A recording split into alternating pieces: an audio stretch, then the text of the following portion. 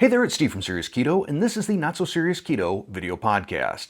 And I know I say from time to time that this may be a shorter podcast, but I'm pretty sure this is going to be a shorter podcast, mainly because I need to get another video done today, and it's a blood glucose testing and review video.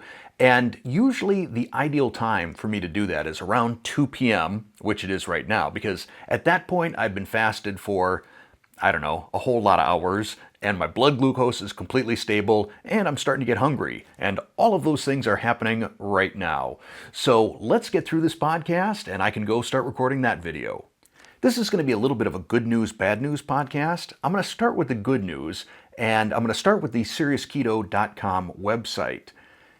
If you have a website and Google AdSense asks you if it can auto-optimize your site, the answer should be no, because that basically means a whole lot of ads. And some of the ads, I talked about this a week or two ago, can be kind of deceptive. Like it'll look like a print button, or it'll say to print this, hit download, or something like that. These are ads. These are not buttons that I put in there. And frequently it can lead to malware or other software or things like that. I think I have gotten rid of all of those. I also got rid of a few other types of ads. Anything on the recipe pages, any ad that would auto-insert in between steps on recipes, gone. Also, lots of times when you would click on a recipe, there'd be a pop-up that would come up first that you would have to close to get to the recipe, gone. So it's always been my intent to keep Serious Keto clean and easy to use. Unfortunately, when it's clean and easy to use, it winds up being about half the amount of revenue that I would normally get. But to me, I would rather have a website that I want to use that's nice and clean, not a bunch of trash all over the screen, making things confusing. So hopefully it's all better now. If you are ever out on the website and you see anything that doesn't look right, that it causes an error, anything like that, feel free to let me know. I want to stay on top of this. I want to make sure that it's fixed, and I don't know unless somebody tells me. So I think we're good to go now on seriousketo.com. And speaking of seriousketo.com, I want to thank those of you who have been using the button, the support seriousketo.com button on the main menu out on seriousketo.com.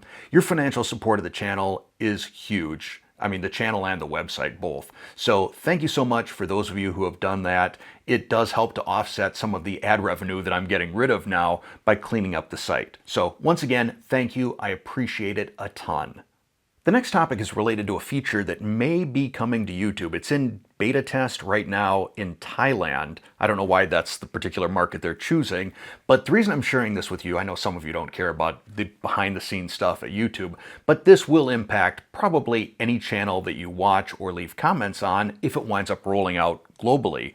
And that is, YouTube is testing this policy or mechanism where in order to leave a comment on a channel, you need to be subscribed to that channel. And you can also set, as the content creator, how long they need to be subscribed. Like, have they been subscribed for a day, a week, whatever. And this is a feature that exists within chat. So when you do a live chat, you can do this to kind of keep people from just coming in and trolling you. They need to be a subscriber. They need to be someone that is part of your regular audience. Now, in terms of making this a feature or a restriction on regular views or regular videos and comments, I don't know how I feel about that. I think to a certain extent, it's going to cut down on the number of trolling comments that we as content creators get, and there's no shortage of that, I can assure you.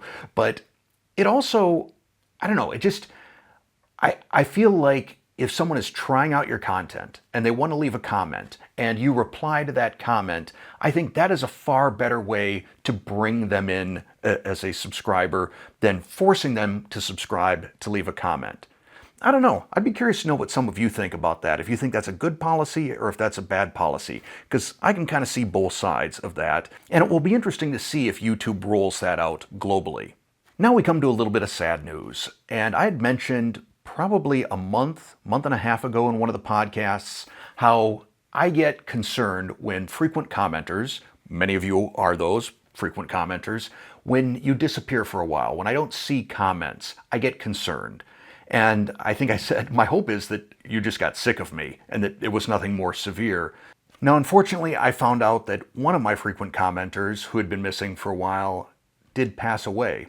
Blaine, aka the Keto Klingon. He was a very frequent commenter on my videos. He's been with the channel as a subscriber since the early days, and I found out from Chris Bear of Keto Chow that Blaine passed away a couple of months ago. I've really been struggling with this segment, just trying to articulate my feelings on all of this, because I do care about you. I care about you as my viewers. You mean the world to me, and I was really pretty sad to hear about that. I'm still sad. I mean, I feel like many of you, a great many of you, I've come to know to one degree or another. Enough that if we ever saw each other in person, it would be like seeing an old friend.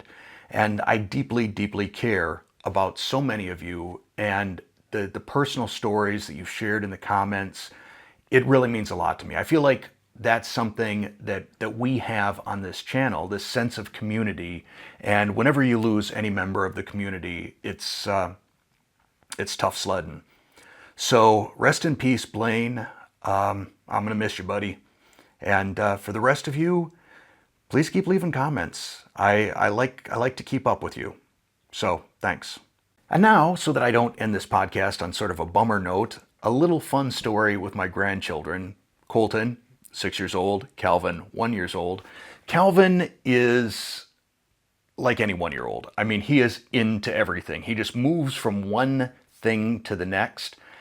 I kind of think, like, if I just let him go, just do whatever you want to do, it would be like those movies where you see the FBI or, you know, the police raid a house and they're tearing through it. They're pulling out drawers, dumping them upside down, cutting through sofa cushions, digging through them, looking for everything. I think that's referred to as turning a house.